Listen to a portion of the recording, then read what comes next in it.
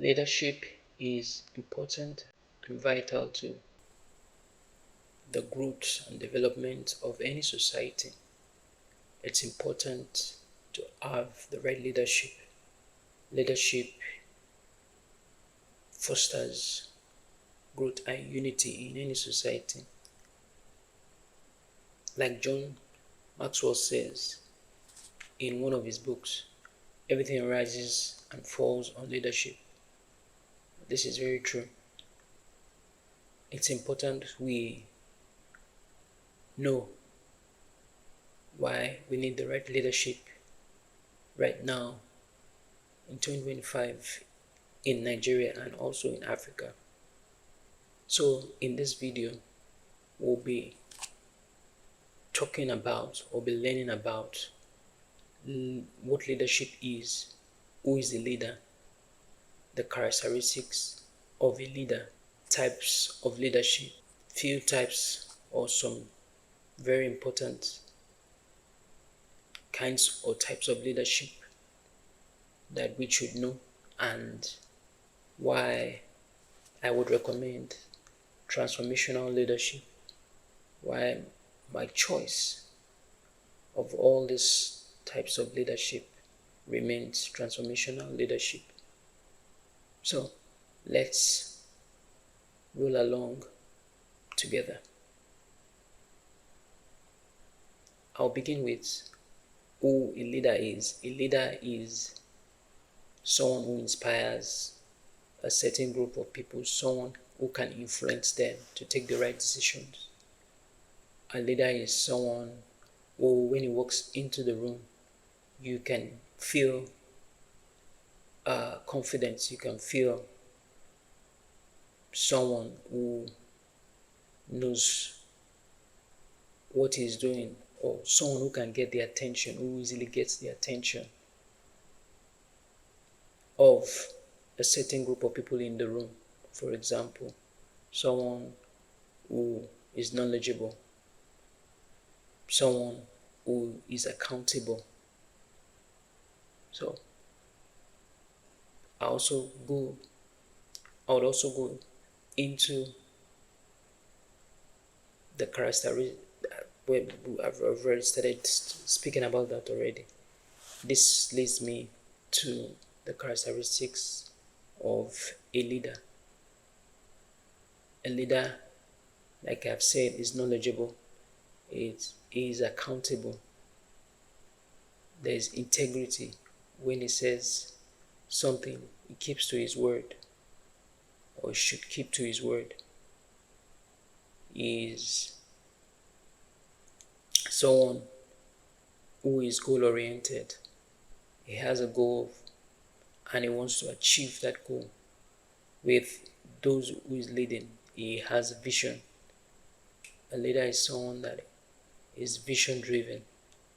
A leader is someone that can envisage or see the beginning from the end. A leader is someone who can take decisions quickly, even under pressure. A leader can take decisions under pressure. A leader is not scared to go to battle, as it were. An example is the former Nazi leader, Adolf Hitler, the German leader. He wasn't scared to go to battle. He wasn't scared to take on the rest of the West during his time. Though I don't recommend this type of leadership, but this is one of the qualities that a leader must have. You must be decisive as a leader. You must be able to take decisions when you should. Don't be scared to take decisions. You must be clear on the goals you want to achieve. You must be clear on what you want to achieve as a leader. It's important that you're clear on your goals. You're clear on where you're leading your group or the set of people you're leading or you're to lead, where they're going to or what they want to achieve. There must be a clearly thought out plan. There must be taking that decision. There must be that ability to take that decision on time, in the right place, with the right resources, both human and material, in place together, required results. So leadership requires a lot. Leadership requires the right education, the right knowledge. Leadership requires preparation. Leadership requires accountability. Leadership requires integrity. Leadership requires quick decision making. Leadership requires inclusiveness. We must allow contribution from our followers or those we are leading. Leadership is not a one-man show. Leadership is purpose-driven, is purposeful. Leadership must put all other factors in place. A good leader should be able to manage human and material resources. A good leader should be able to spot the right talents, the right people, and put them in the right places to get the right result. So these are some of the important leadership qualities that you should have if you're thinking about becoming a leader in any capacity at any point in time in 2025 and beyond. Leadership is attainable. Leadership is intentional. Leadership requires effort. Leadership requires preparation. Though it's said that leaders are born, but still, you must prepare, you must put in the work, you must position yourself. Over time, you don't achieve results as a leader overnight, though you can become a leader overnight. You can be called to become a leader, but you must have prepared, at least have the foundational qualities, some of the qualities I've mentioned, to be a good leader. You must be a good listener also. You must be a good communicator as a good leader. You must be able to communicate your vision, what they call the law of buying. The law of buying. You have this in the 24 laws, irrefutable laws of leadership, written by John Maxwell, if I'm not mistaken. There's the law of buying. You must understand the law of buying. It's very, very important. You must understand the law of buying. That's being able to communicate your idea, your vision to your followers. Being able to really inspire them to get the result that you require as a leader. Very, very important. So I'll move on to some very important types of leadership that we must take note of as we learn further, or as we consider leadership, as we prepare for leadership. It can come at any time, so we must be prepared. We must be prepared. Opportunity meets, or preparation rather, meets opportunity. Preparation meets opportunity. When you are prepared, when the opportunity comes, then you can take it. So the first type of leadership I'll be talking about is the laissez-faire leadership style. This is when you delegate leadership duties, you delegate responsibilities to your group. If you're leading a team, for example, you must learn how to delegate responsibilities. You must understand that the core of this type of leadership, the central idea I would say, is delegation of responsibilities to your group team, your group members or your team members.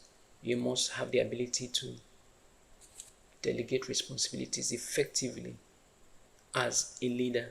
And the advantage here is you don't overburden yourself with all the responsibilities of a leader. You can't do everything. It fosters effectiveness. We can get results faster and better when you delegate responsibilities. Unlike the autocratic style of leadership. The autocratic style of leadership says that the leader takes all the decisions. It doesn't involve his group. It doesn't involve the team members. It doesn't involve the followers. So he takes all the decision, and this can lead to a burnout. You get burnt out. You get tired. It doesn't foster growth. It doesn't foster creativity. It stifles creativity. It stifles growth. So this type of leadership is too leader-centered. It doesn't foster creativity. It doesn't foster growth. It's authoritarian in nature. So the next one I'll be talking about is transactional leadership. Transactional leadership means it's a type of leadership that is based on reward, majorly reward based. You reward your team members or your group for a job well done, and also on the flip side, they receive a punishment for not doing what they're supposed to do. There's a consequence that follows if they err, if they do not fall in line, as it were. There's a consequence for that. So it's majorly centered around these two things: punishment and reward for actions taken. It's, for me, it doesn't foster creativity unlike the next leadership style I'll be talking about, which is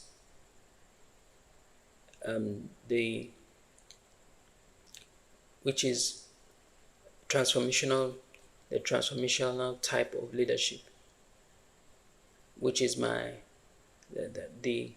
the best type of leadership, or my favorite type of leadership. Transformational leadership is vision based. That this type of leader is a visionary. He motivates, he inspires. He makes sure that his team get the best results. They get the best result together. They work together. He can identify the right people for the right position, and inspires them to get the right kind of results. They work together. It's a team. The transformational leader is charismatic in nature. He inspires. He is goal-oriented. He is very, very, very, very knowledgeable. And that knowledge that he has rubs off on his team. It rubs off on his followers.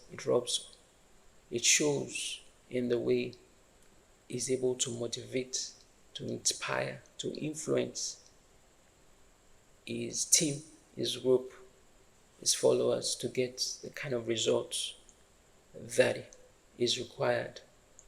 An example of transformational leaders are Martin Luther King, the former how do I put it? The well-known human rights lawyer or human rights activist and Baptist pastor. He was known for his popular speech,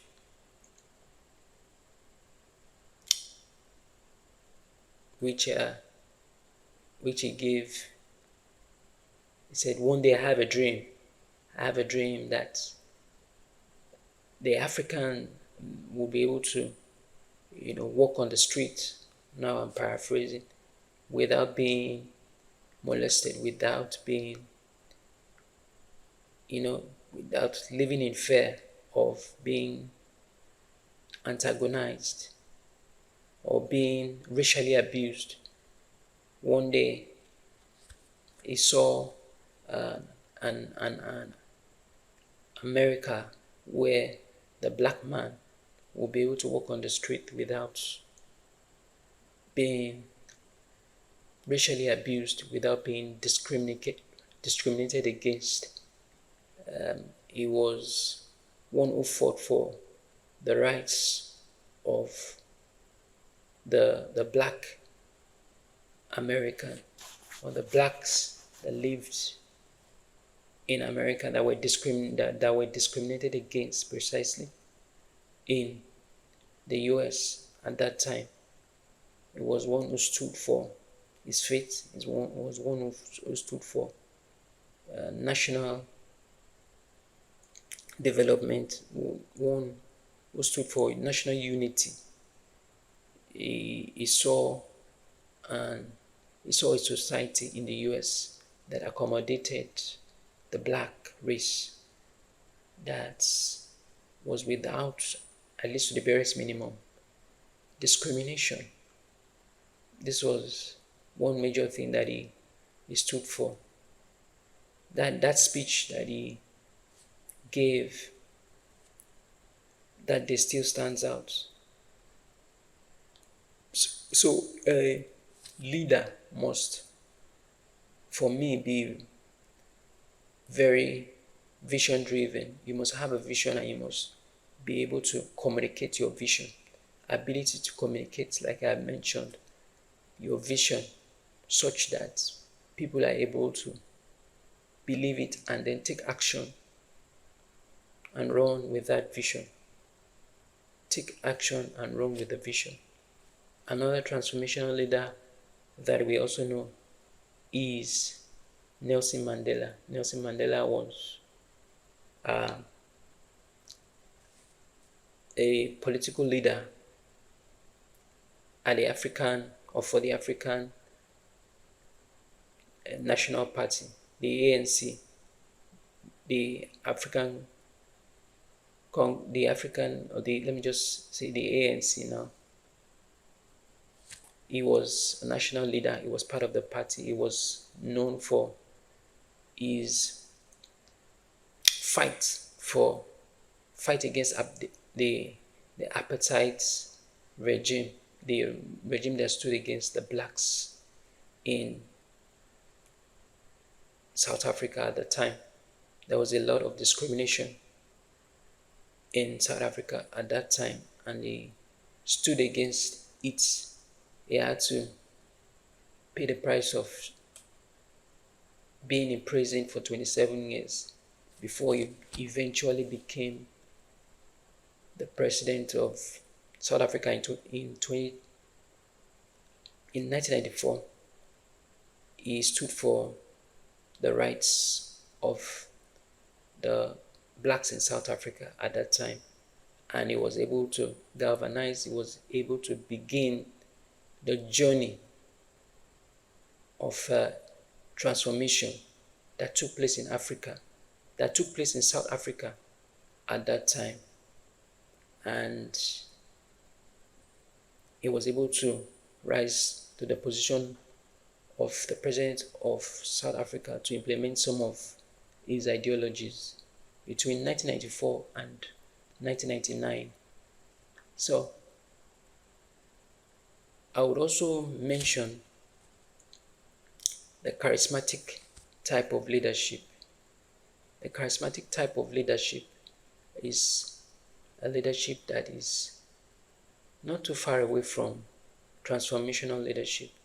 It has its basis in the qualities, the very, very good qualities that draws or that endears such leader to his followers, to its team members, or to his team members.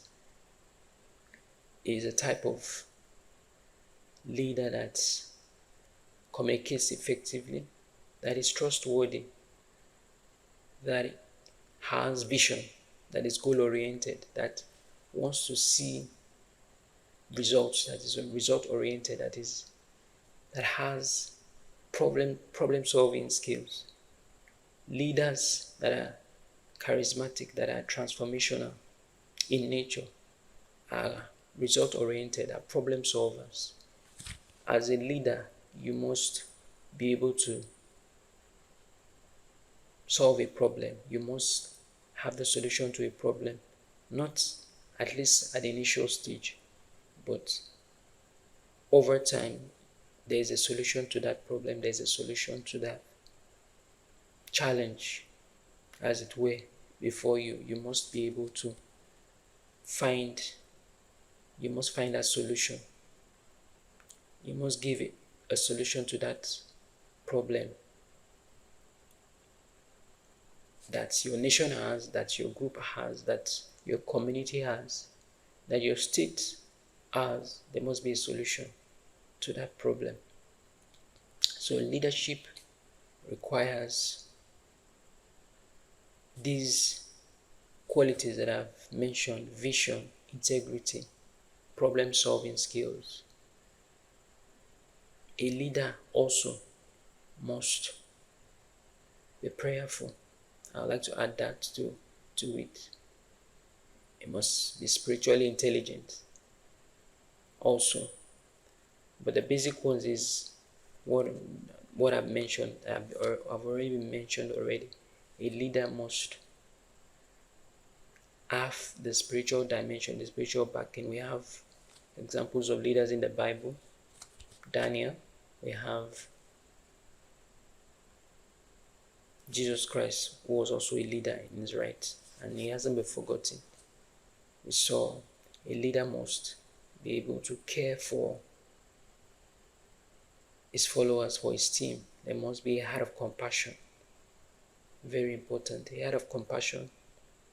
A leader is a called to serve, is a servant to the people. A leader is called to serve. We see this typified or exemplified in the life of our Lord